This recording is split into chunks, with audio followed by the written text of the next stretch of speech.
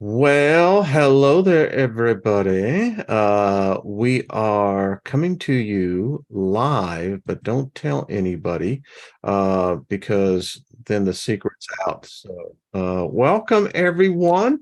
It is Tuesday, and that means it's a second look day, and I am joined with two of the most, brightest, dynamic, angelic, really, well, some of the wisest witches I know. And that is Miss Trina Phoenix and Jennifer Roberts. True Divine 44. Hello, ladies. Hi. What's Hey, happening? everything and nothing at once. I love that. That's kind of cool. Yeah. Yeah. And I'm sitting here going, all right, let me get that out of my head. And it's like, wait a minute, where did you come from? I thought I had this under control. So, look at there. There is Mr. Theodore. Hey, Theodore, how are you? Well, He's he's gone doing good. now. Yep. Oh, He's like, I'm gone. all Yeah, right, said hi. I said hi, came and then in. he said Yeah. bye. And said, all right, so see y'all later. You adults, Things uh to do, people to see. yes. And it's interesting when a child would say an adult, now you learn to play well with others. It's like, wait a minute, I'm supposed to be telling you that. But anyway, favor to everybody. Thank all the moderators, all you beautiful people, all the rest of you. How the hell are you? What's up? Nothing missing, nothing broken. Just sometimes, you just feel like sitting back and having a cold one. And, Mr. Robert V's in the house. Go from Croatia. We're kind of all over the world, y'all. Eclectic. We are. Yeah. It's a Yeah. bridge of light. All of us, when we connect, it literally lights up a grid of light. I see it. It's so beautiful. Well, we have one of those workers on the other side. Trina, you brought this out, and I'll let you say it. Happy birthday, Brian. Milky Way Messenger. That's it. Our brother, our friend, now that he's graduated, our mentor in many places. And Jenny, you were saying before we went live that the work that Brian did in his short time that we had the ability to share his energy is still at work today. Absolutely, absolutely. I came in very soon after his transition, and he's a magnifier, he's a builder, and he does show what you're able to do when you don't just give up, when you want to explore, when you want to just try, when you have a self-propelling purpose, because his purpose has lived on in many people that I see in the chat, in you two, and his seeds are developing and have developed into some very beautiful knowings, some very beautiful expansions of people. So yeah, his fractals that he's strewn all around like a dandelion, all of those seeds.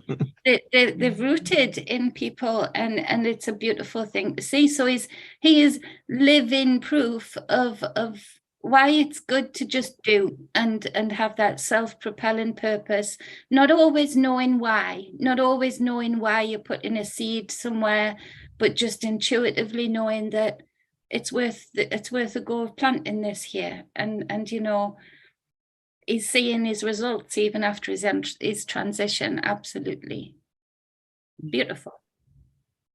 True. What do you think, Trina? I just miss him every day. And once in a while, get to connect with him, which is a precious gift. And I'm just so grateful. You guys wouldn't know me if it wasn't for Brian. So I'm very, he brought all this to me through you. It's just huge part of my life. Yeah, I look back on those days, and they seem in one way very distant, but yet, very Right close. here. And yeah. Mhm. And, um, I remember, the day that he was in transition, and I was with Marsha Price. We had just done a show. Uh-huh. Yeah. And then Brenda came out and told everybody. I Wow. was I was on the phone Yeah. power dialing him during his transition, and the paramedics said, this person won't stop calling. Yeah, I felt it in every ounce of my body. Yeah. Yeah. Well, you know, he's like I tell people all the time, the question, do we exist after this? You'll become very much aware of that answer in the transition. I know it is. I see it. Um, my wife sees it. Uh, it's just part of her job. It's part of her responsibility. And, we had talked about, her ability is, particularly in a hospice situation where, you know, for the vast majority, transition is going to happen. Mhm. They just happen to know that it's going to be, they know when it's going to happen. They don't have the exact date, but the body goes through certain things. And she she said that the midwife analogy is so true. There's people Mhm. who help people transition. That's right. Mhm. Yeah. Yes. So I And a said, lot of Lynn's the the midwives, gatekeeper. yeah, she is. And a lot of the midwives' role here, Yeah. in particular in the 60s, 50s, were very much, you were at both ends. A midwife was sent out for both ends of that cycle, the ending of people's cycle and the beginning, very much so. Often treating the elderly people living with the people being born, treating them simultaneously, that transition out at either end of the spectrum. So it's been maybe more compartmentalized now, where there are roles that deal with the transition out in the older person in years, and you have your midwives now that are specifically just for bambinos, but There initially, has to be another name for that. I mean, if I mean, other than within the thing, I'm convinced, as if you read enough history, that's what the witches did in their community. yeah, That's they you're were a guide. called upon. Yeah. You're a guide. You guide people out. Yeah. There's been people, especially in the Norse communities I'm in. Um, there's been at least 3 people last year and this year combined that have reached out to me at a time when their parent or loved one is transitioning. Um, and asking me to be, because that's very much entrenched in the mythology of the Norse and the Slavic, that you would have somebody that is adept enough to guide, just walk with that energy that's leaving the physical body for as long as is possible, to just be there as a usher, as a boat, you Mm-hmm. just rest in the boat and you do the rowing, over the waters there. So it is a guide. You're guiding people through. You're guiding people through a birth canal, and then you're guiding them through a birth canal. It's like either end of the spectrum. Lynn said that she can tell the difference, on many cases, that it's interesting. The departure is sometimes in the same freeway, but the individual lanes are very much different. That's a That's a hell great, of a good analogy, Steiger. Yeah, I really picked up on that, man. yeah. I'd already said that. Great. The I was like, t-shirt. The gee, t-shirt. that had to be Brian, dropping that in. It's like, hey, man, just think about that interstate. Yeah. Mhm, mhm. It's a light system, isn't it? It is a light system. And it's interesting, LIGHT, but it's also an LITE when you think about it. Yeah. You know, yeah, Yeah. it has low carbs, high octane. It's It's definitely like, right. hey, Yeah. go have one of these. Yeah, thank you very much. Well, ladies, I thought today we would talk about what is now transpiring upon us as we speak. There's some weird stuff going on in this country. It's now out there, and when I see the main stream indoctrination media carrying the story, you need to start going, okay, what's going on? The story is out there now that the sergeant of arms of the Senate is issuing satellite phones because there is, and it's kind of vague at this point, in the event of a communication collapse. It's interesting because in the word communication, they are talking specifically about all internet service. So that means no goods and services to be traded, no access to banking accounts, no credit cards, no debit cards. It's interesting as well is that there are the scenarios that have been played out. When I was awarded an industry award for my technology, excuse me, it's like, what the heck is that? Saw that up. We worked with the Fed in an exercise. What would you do in the event that there was a 3-day quote unquote outage?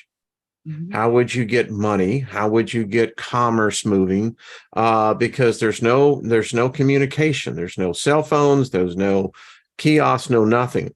And it's interesting because here they're talking anywhere from a potential 3-day of darkness downtime to maybe as long as 3 months. Now, I don't know what they're doing in the UK, Jenny, but for us over here, and it's interesting that they offered these apparently to all 100 senators, but only 54 have accepted them. And it's real interesting in the event that there is a communication collapse. It's interesting where in government where things begin to take over. For instance, in the Senate, in an event that this would be classified as a national emergency, obviously, it only requires, I think, 54 senators thereabouts to be able to communicate to one another and to pass something. Okay. So, Well, in the UK, we recently had this whole alarm system thing that they wanted to send to everybody's mobile on a Sunday afternoon. Guess what? At 3:00 in the afternoon. They know that Trinity that we were just speaking about with us giving thanks as a 3 to Brian before the show. It's a very powerful number for attaining there was the 3-day resurrection. Three gets you over a transition period of a sharp shock change. That it gives them openings to clear the web of a lot of recent history that has been put out there now that is opening people's eyes up. It gives them a lot of time, that's 3 months, 3 days, 3 weeks. And so this alarm was literally just a test to see if the government could reach people enough. They didn't say why we would need such an alarm, to go off. And it's this national emergency alarm. A lot of people, thankfully, were talking about switching it off and not consenting because it was a show of power and a show of consent, because you had to click confirm before you could use your phone again. You had to acknowledge wow. you had to acknowledge the alarm before you could use anything in your phone if you hadn't previously switched it off. And people were saying you had to keep going back into settings, which I had to keep doing because they were doing a lot of updates in the lead up to that. And every time people's phones were having an update, it was switching it back on again. So you were having to double check that you weren't there ready to garner consent. So talk about holding you over a barrel to get more consent, more of a compact. You know, this would be a shifting of the sands like no other, of the lead up to money completely changing, to banks being able to claim they've been wiped out, you know, because of some radical Russian thing or radical Chinese thing, clear debts. Or United States. I mean, we don't exactly have a sane person running the show. No, but hey, they'll blame other people, won't they? They'll deflect and say it wasn't sure, us, it was China, it was this. And so it gives a lot of, but again, that energy, to not feed fear into it, that energy would collapse a lot. This is where we do really have to take up the small fights to keep the kiosks, to keep pains, at least something physical. Cash isn't perfect, but it's something physical from well, here in the US, we're about to go to a digital dollar. So at some point in time, it will be declared that paper money will have no more value. They've been doing that here. There's so many signs of shops saying, we take cash, 10% off if you pay cash. And then there's other shops saying, we don't take any cash anymore. And it's like, so that's been happening over here. And this is the thing. This is a cycle change like no other that we are aware of. It's going back to, is it Sumerian times, you know, when they started bringing out the tablets where they started people's in. It's like a cycle change like that, in that this is happening not worldwide as we know it, but the conditioned realm world as we know it. They're absolutely doing things lockstep in tandem. You know, everything that your country is doing, it's being done here and in many other countries in the Western world.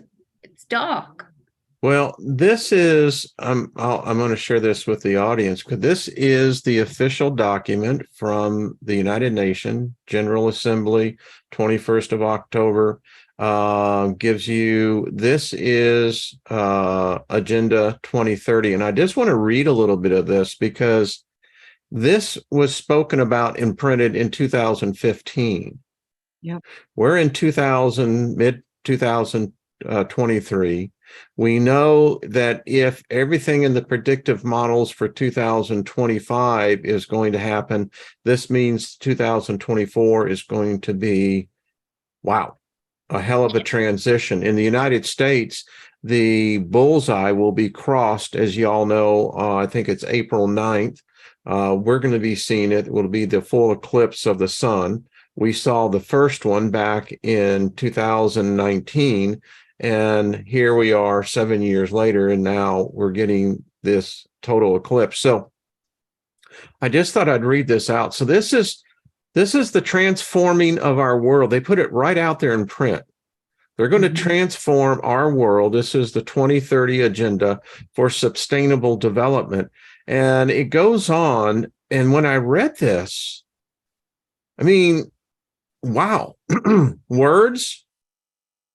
It says this, it says the transforming our world. This agenda is a plan of action for people, planet, and prosperity. It also seeks to strengthen universal peace and larger freedom.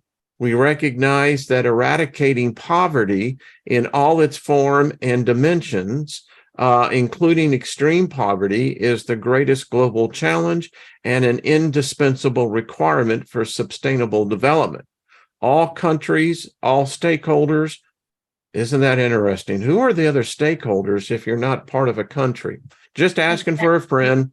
It says acting exactly. Collaborative partnership will implement this plan. We are resolved to free the human race from the tyranny of poverty and to heal and secure our planet. Some heavy words here. The tyranny is associated with poverty, and want and to heal and secure our planet. They use that word secure. That typically is a word of force. Mhm. Y'all, you seen it, huh? And I'll go real quick here. We are determined to take the bold and transformative steps which are urgently needed to shift. There's that word shift. We've used it so much in our vernacular when we talk about, but here they use that word exactly the way we use the word. Needed to shift the world onto a sustainable and resilient path as we embark on this collective journey. Collective. We talk about the human collective. We pledge that no one will be left behind. I Now, bet this almost rounding them up.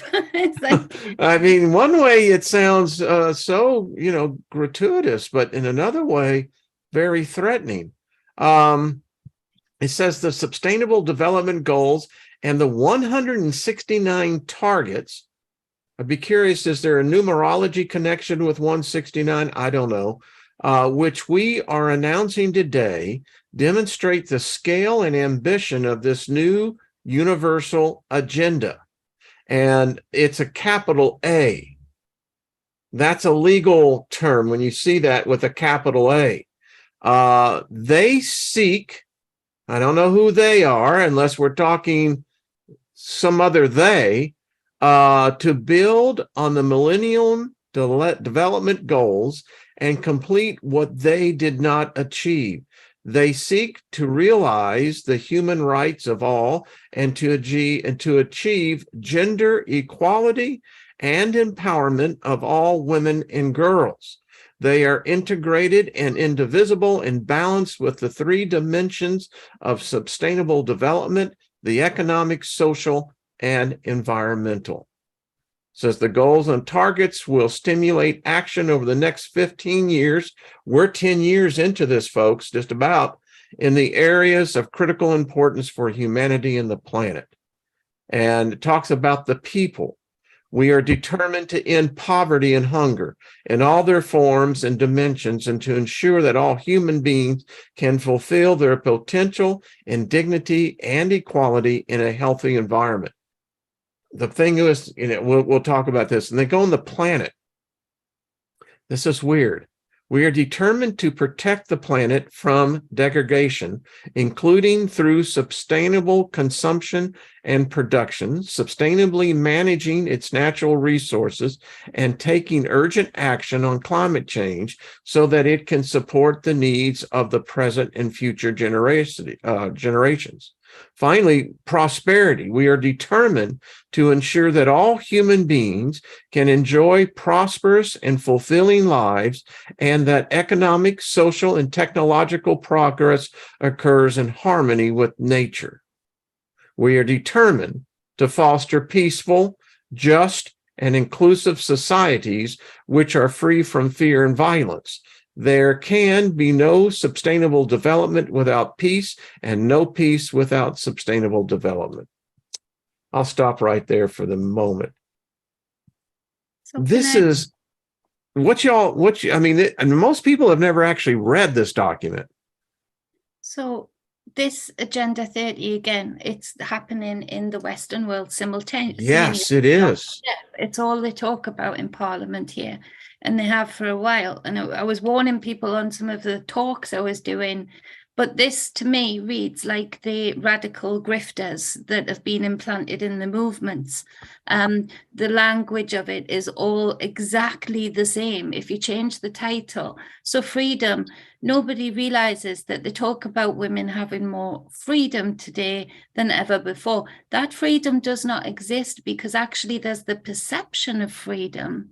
But with the lack of individual constraint, there is very little freedom for women. We can't even chastise our own children now without interference of the school or social services, which is shown very much so in the communities, isn't it? The way kids are behaving, the way kids are feeling. So there's no, that when they talk of freedom, they talk of tyrannical freedom, because they know for a fact they've messed with so many people's minds that actually the streets are becoming very unsafe in the UK right now. Somebody set fire to themselves today because they lost their job, and they've injured a 1-year-old in a barber shop and some other people, and burnt presumably to death in the middle of the road in the middle of the Whoa. day. Yet again, just like I got attacked in the middle of the day out of nowhere for seemingly no reason. So actually that freedom they've given us, they're saying they're given freedom, but they haven't embedded nutrition and constraint in people that would allow everybody to have their freedom. I certainly don't want, I want to be able to own a gun. I want to be able to protect my children because of the way things are going on. But I can't push for that for me, because I know just off the grifters alone that came at me, they've had the freedom to do so, very much so in the last, so freedom in a lot of people causes tyranny on the doorstep for many others. They talk about sustainability to what? Because, you know, they're putting mRNA technology in vegetables now, you know, and they don't have to label it in the UK as being as such. And by the way, can I just inject in there? This is a huge evolutionary change for our species. For the last couple hundred years, and particularly the last 100 years, our pharmaceutical, our medical whole knowledge and science has been built upon petrochemicals, oil. Mm-hmm. And this is, it's in our medicine, it's in our food, it's everywhere. Wayne, Now, yes. remember how you said, I wonder what 169 means? Yes.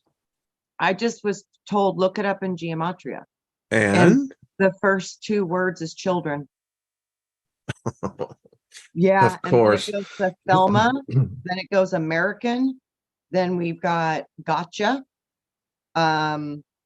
Panic in DC, Pata, Aramon, Path, Pit, Mills, Fishing, Lois, Lynx, Skip, Cloning, Chemicals, Image of God, Genetic, Ben Elohim, Soil, Silo, Cooking, Decode Sag, and the last one said being real. This is becoming real because the mRNA. So now we're now evolving into genetics. Mm-hmm. Yeah, 2030. It's amazing because I the first thing that comes up is children. And So it's extreme change with that 2030. That's 5, isn't it? It's just huge. It's a huge change.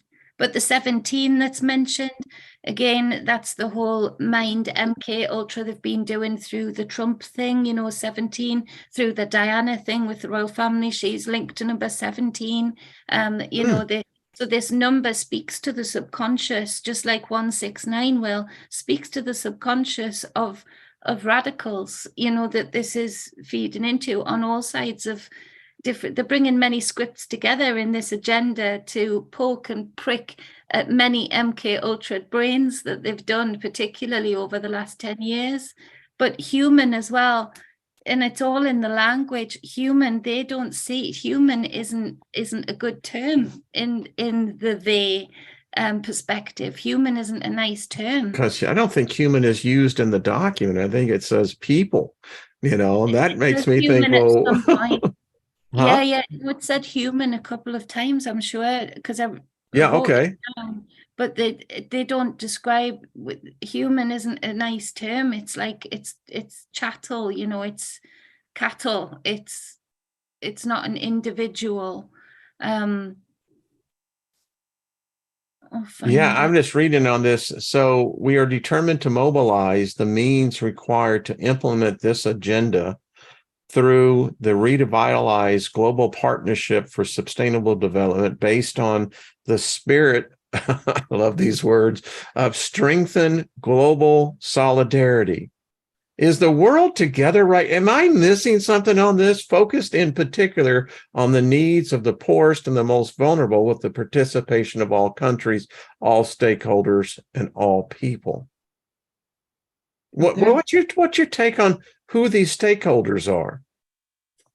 The Well, they're global the leader. countryless, aren't they? They're the people who don't have countries. They're the people who pit Yeah. all sides together in war, so they always win. They don't have borders and countries. They don't. They just use whatever country they want at any given moment that they want it. They have many passports and probably don't have to use them a lot. They're they in that they're countryless. They have all of us, instead of revering the nature that we're surrounded by and working with it seasonally, they have a lot of people revering a flag and a country and an ethos, and once that flag gets threatened, war is easy, isn't it? If you can say they're threatening the flag, somebody else wants to plant the flag, but it's just food salad. It's like word salad. All of these things, it's actually the emperor's new clothes, is it? Where they're sort of look over here, while we do everything to the opposite of what we're trying to say we're going to do. But like Trina did, she decoded that. Once you decode the words and the intent behind them, this food salad is full of like slugs. And that's interesting as well, because slugs are coming up a lot, with technology that would degrade DNA in humans. Someone pointed out that the only way you're going to have people coming all together is that means all governments basically go away or answer to a higher one. It means individual rights are no longer considered of a high priority. It's the collective. It's the rights of inclusivity of all people. Well, in every step of this, you're going to be giving up more and more of what we call over here in the United States. I mean, what we would call individual freedoms. It's which here is, the freedom of speech, freedom of religion, the freedom from tyranny, undue search and seizure. But yeah, it's scary because we're seeing it happen everywhere. When you start banning gas stoves with the cleanest energy that's out there, I mean, natural gas. I'm confused. To do with protecting the planet. It has to do with control and trying to change all of our systems again of energy. This thing about motherhood you just talked about, Jenny. So there's this thing out there now with this new kind of, I don't know, they say it's the new progressive way, but it's a short clip where there is this woman who has a child who I guess is about 6 or 8 months old. And she tells the baby, she's talking to the baby as an adult, you can't touch my belly button. That's mine. And right now, I don't want you touching it. You can touch your own. This is a 6-month-old kid, doesn't even know, what mama means. Yeah, it feels like it doesn't even feel detached from mama, so yeah. And that's still that baby's tummy button. It fed that baby not so long ago, the child's going like, but isn't that where we got connected at? I don't know, but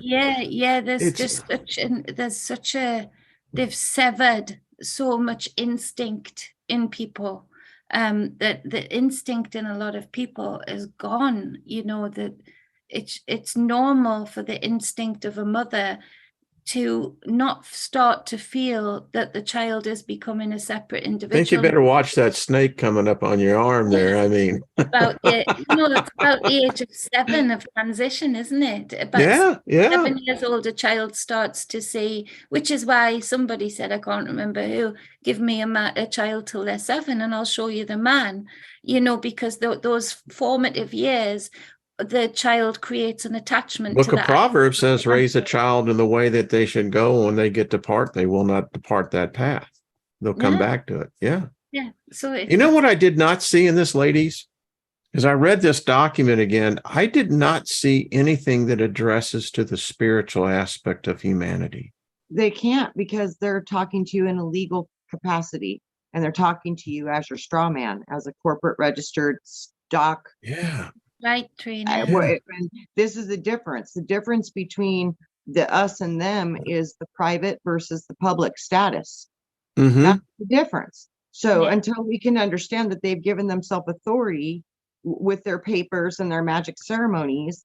Boom. And I just found out what stakeholder means. I hadn't got even it, love. snapped on it. It's your There you birth go. certificate, folks. There you It's go. the- It's and straw it man. you are a stakeholder. Yes. You are Yeah. part of the fucking corporation. And you better And in those shares, yeah. Can I yeah, read this to you real quick? sure. Okay, so as the S is the snake, it's the serpent, it's the slither, it's the sin. The letter M is shaped like a mountain, and V is a valley. I as a top, and the B is for beast. D is for dome, and C is for crescent. Abracadabra, baby. Words are like swords because they may be used to harm you. People are in the state and national government at the same time. The public government is an artificial entity. The government is owned and controlled by the same people that the government is a sole organization, not an aggregate organization. As long as man is dealing publicly, he is in a sole relationship with the public. The straw man, being artificial, lives in the artificial place called the public.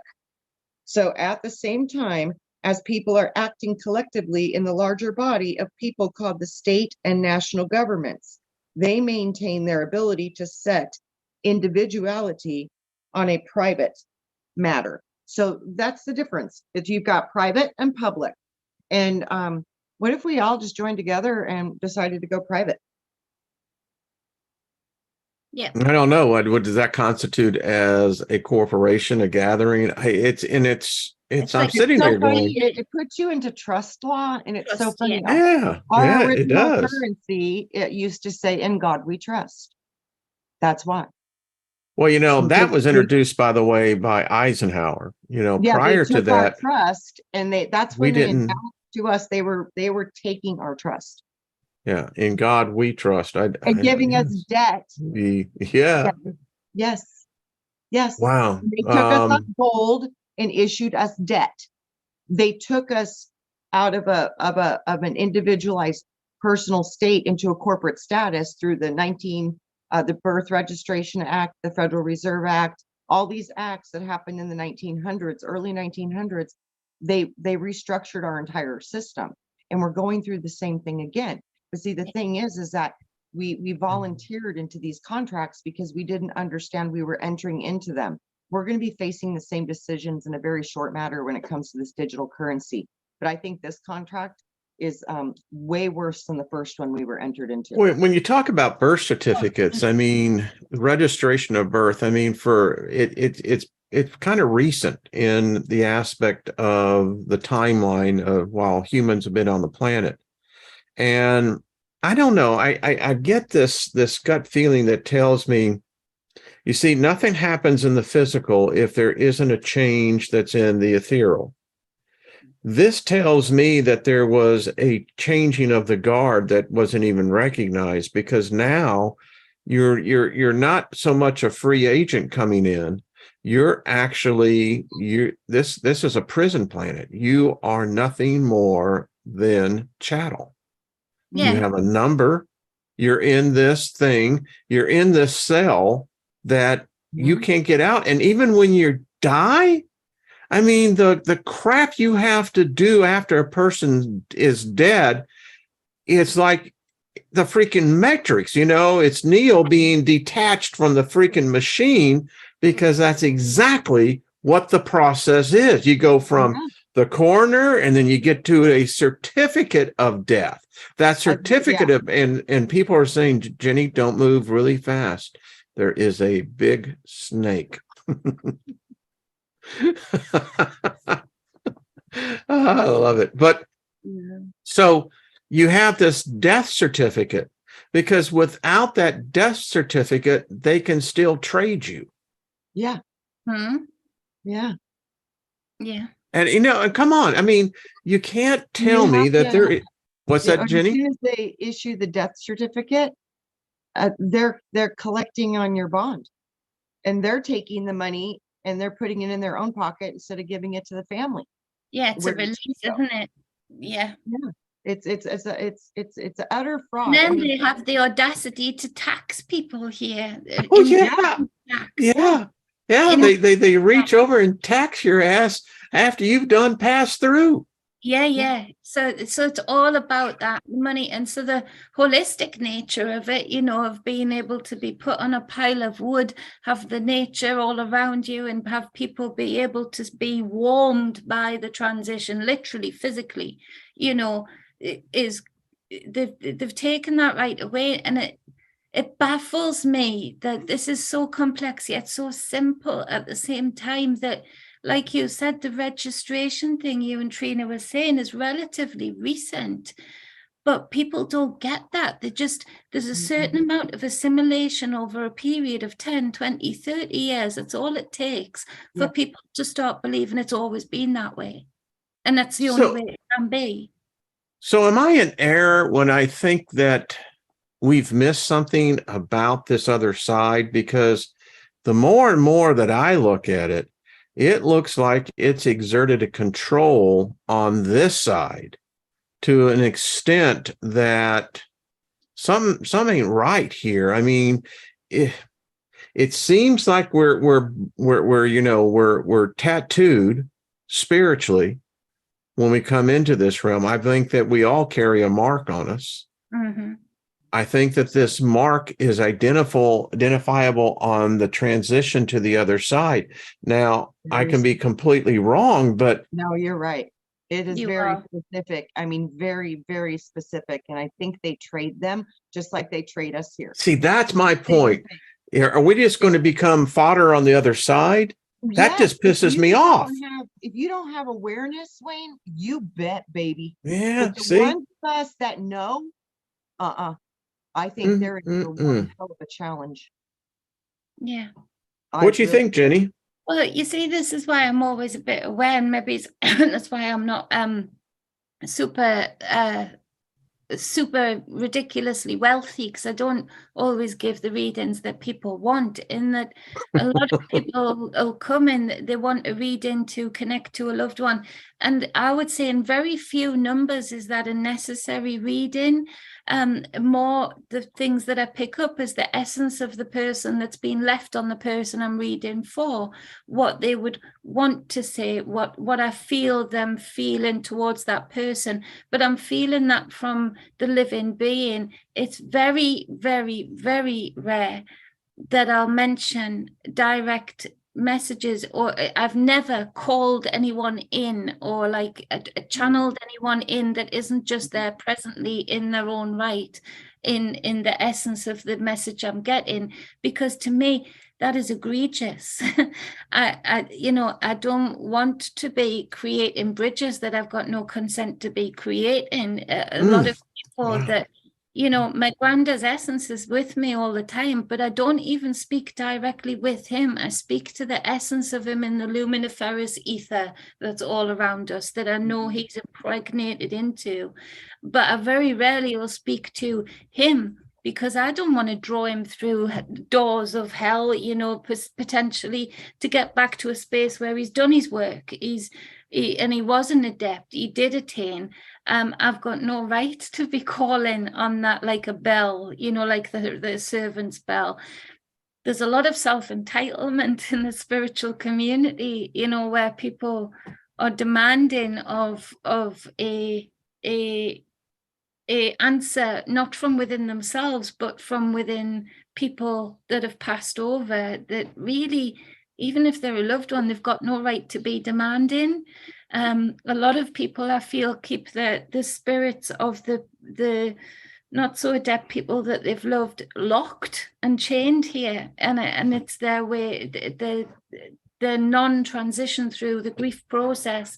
The eternal cycle of that same grief process really does lock And I find it again egregious because I'm like, There was only one time, Jenny, that I was in the spirit. It's when my father passed. And I was meditating, and for the briefest of time, I remember I was standing like on this podium, and I only said, I remember the words were very simple. I said, I have no charge against this man. And immediately I was brought back here. I mean, immediately. And I've never sensed my parents at all. Haven't sensed anything about them. I But I remember just with my dad. What's that, dear? I remember us talking about that. You remember? Yeah. It's here in that archive. I was laying down on the couch, and it was weird. You were brought to witness. You were brought to like a spiritual court almost. I believe to so. be a witness. Yeah. And I remember saying to you at the time, You this is did. why you're the greatest gift to your father. Yeah. You've just released some handcuffs or some chains, whatever I said, that were shackling him, Yeah. to a space and time where he felt lacking, in being a father to you. And actually, it was a beautiful symbol of the love that was under all of the layers of complications with your father for you, because it was you weighed a heavy burden for him and you released that burden. But the fact that you weighed a heavy burden showed much more the real organic love he had underneath all of the layers, for you. Yeah. It was you that he needed. Nobody else could have released those chains for him. And that is a beautiful thing. And again, that's rare. It doesn't happen a lot, but I think people are demanding in this life of loved ones and want a toll to be paid. And I think a lot of people, because of the conditioning, don't recognize that, yes, it's great to be able to have the capacity to call people in, but the few times I've sent somebody right next to somebody in a nice way, and I've said the name to them and they get a shock and they get that glowing feeling, it's not to draw that person in, but just to say what their essence is towards them. Like, I can see so much love around you from this person.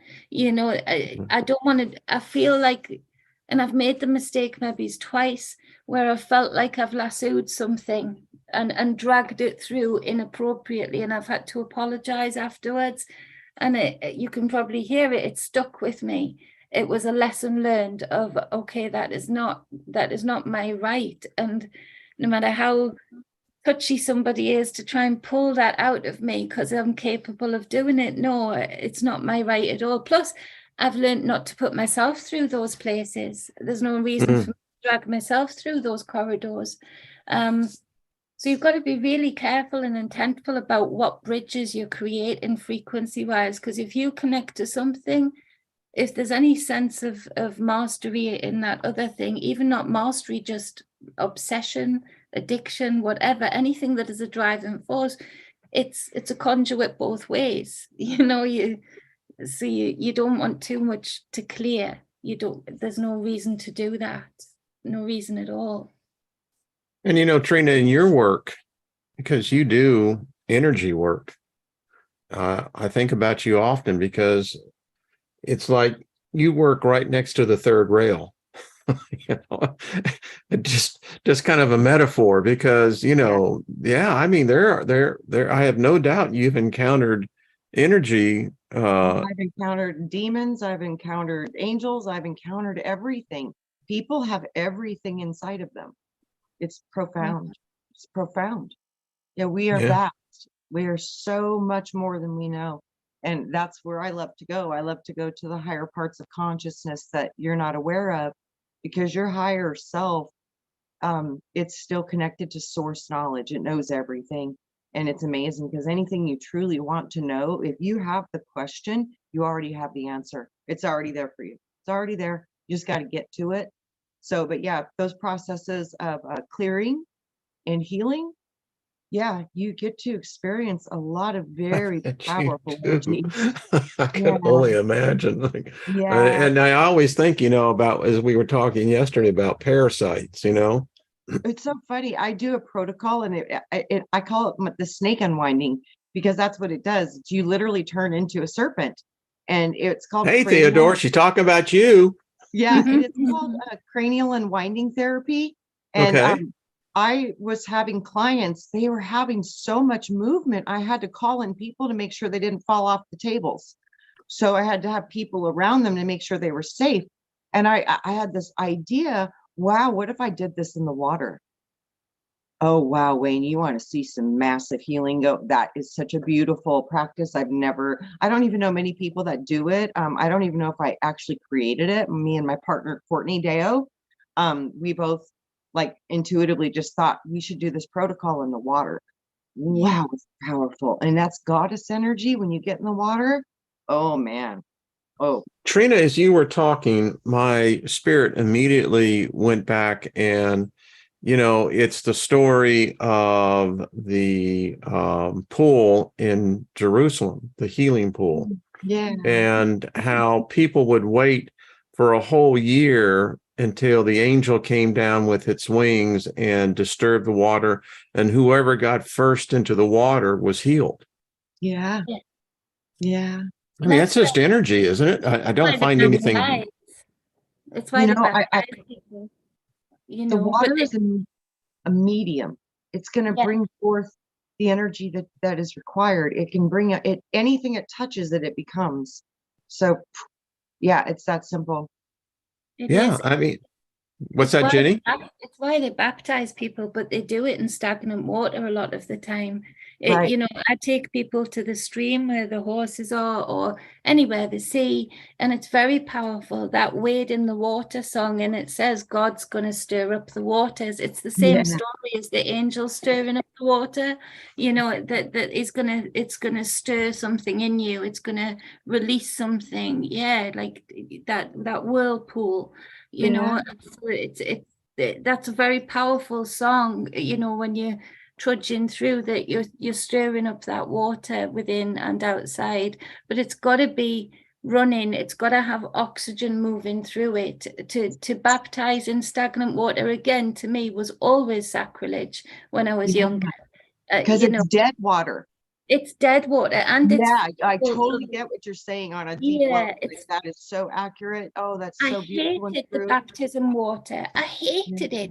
They would sink it down on those stages and then have the floor over it. And they would sometimes put chlorine in it. And I would look and think, there's nothing godly about that. You're bleaching somebody clean now. That right? It's a crypt. And by the way, Brandon, I just want to break in. Brandon is in Rome, Valet Hi, Brandon. Brand. So he's going to the Vatican, going to take pictures, of the people's, is it the Pope's reception hall? But anyway, I want to get back to this water thing. So it's interesting. Healing water is usually flowing water. Living got to water. be. Yeah. You But know, It's alive. It's alive because it's got yeah. focused intention. It's got energy put into it, charged Well, into I it. had never thought about the dead water aspect. How many people are baptized thinking that this is somehow a glorious, event in their lives, never really realizing that it's really the baptism into death. yeah, it's stagnant water poisons, and it's And then also you, spiritually stagnant wow, because the chemicals too. yeah, it's so that it's like a pesticide or an insecticide on Talk the soil. about parasites. Yeah, Holy and And that's they crap. always baptize in rivers. It has to have, if fish don't have oxygen or move in water to create that oxygen, they suffocate. If a right. fish can't live in the water, then you shouldn't be getting baptized in it or bathing in it or drinking it. If the fish are in the water and they're happily getting enough movement and oxygen, then great. You're good. You're good to go. Baptize away. Yeah. But again, that should be a regular thing, not just this one-time event in a church, and then you're done. Isn't baptism, and I know the question already because I studied it, but it amazed me to find out that, again, how Christianity borrows from other beliefs, other religions, pagans, etc., because it actually is a very ancient pagan ritual. It is. They just adapted it to their story, Mhm. I went down in life and I raised up in new life, And that's the true meaning of baptism is a complete utter shift in consciousness. Because I always seen it as an immersion of oneself into the elements of itself, and it's that cleansing. That's how I see it. I think it changes your water inside. I think it your body. does. I literally think it changes the water. That's why it's called baptism, because it changes the water inside of you. And that's through your own intentions. So, a lot of baptism, you're going to receive from what you were intending to receive most often. So sprinkle or immersion, which one? Immersion. What's that? Immersion. Feet regularly, hands regularly, immersion as and when needed. But again, you're doing it would be to the elements around you, to the elementals around you, and not in submissiveness, but an openness to be receptive to their being, and an openness and a receptiveness to all of the lessons that can converse in this. And of course, that's running, that's moving, it's the living word. Put yourself in a stagnant church pool that has literally had all of the guilt has been washed into it, fear has been washed into it, judgment has been washed into it. Now water absorbs words, and you can see it crystallized under a microscope. So can you imagine, as the preacher is standing up there telling all of the distortions, all of the fear mongering, all of the tithing, all of the compacts that they must make that they'll never be able to live up to because they're not Jesus, all of that they're doing while standing on top of that water. So I'm going to throw this out here. I need to study this. Do you know of any reference in occultism of where baptism immersion is used? Sophia, the Pistis Sophia, talks about baptism and the 3 different kinds of baptism. I have the. There's also a wrapping. I'm not as good as Trina at recalling the names, but there's a wrapping of clay and putting people submersively like a mummy in the water. That is a very powerful ritual to really get people into that subconscious space, all of the records of the things that are opening up to them. So you sort of are bound with, how they put a plaster on a broken arm, that stuff that you would use, but you would use like bentonite clay has been used a lot, and it draws out all of the poisons, and you're swaddled like a baby, so you're secure in that space, unable to move other than trusting the people around you, the priestesses, the priests around you, to hold that space and time for you, to hold you and let you go deep into the subconscious safely. Again, it's not for a neophyte to do. It's not for anybody that hasn't guided somebody that way to do. Gaia is somebody that I still need to do it with Paul. I saw Paul doing that with Gaia in a vision, and it being very powerful, and me guiding them over Zoom while he did it. That still needs to be done, Gaia, but it's really, that is a very cleansing ritual. So yeah, there's plenty of references of different. There has to be. I think it can be used in a number of different type of rituals. It has to be. We're born in water. We literally, that's why, pregnant women should be revered. That's why there should be the instinct to, give a mother an extra warm smile, because you're putting that into the bump, you're putting that into the fluids that the baby's absorbing. And so there really is such a thing as pre-birth. Well, isn't that a form of the original baptism? Of course it is. Of course it is. So when we lost, you're in the fluid, right? Yeah. And so, and it's part of that taking down of the mother is not just because they don't like mothers, it's because they know if they do that, that's the starting point for every physical being here, is the womb. So if it's just a case of, if men were doing it, they would be just as cruel to men for taking this space. But it just happens to be that women can carry that water and I expand that, love this. so but so if you see a pregnant woman, say something like blissed be, say something like you're glowing. Yeah. Say something like you're so precious to me that you're procreating today. Say something that is just joyous, because I'm You know telling what you, I the say? baby is open. Yeah. I see the babies lately, and my heart says, when I see them, I greet them. I'm like, thank you for coming into this world and sharing this experience with us. And remember who you are. I know you know who you are now. Never forget who you are. And it's funny, it's like the babies understand what I'm saying. They know. I'm like, don't forget who you are right now. Hold on to this. Hold on to who you are. Hold on to who you are, because you are magnificent. You are magnificent, and Yeah. just see the preciousness of it. That Yeah. that They're God. They're God. I see babies, I see God.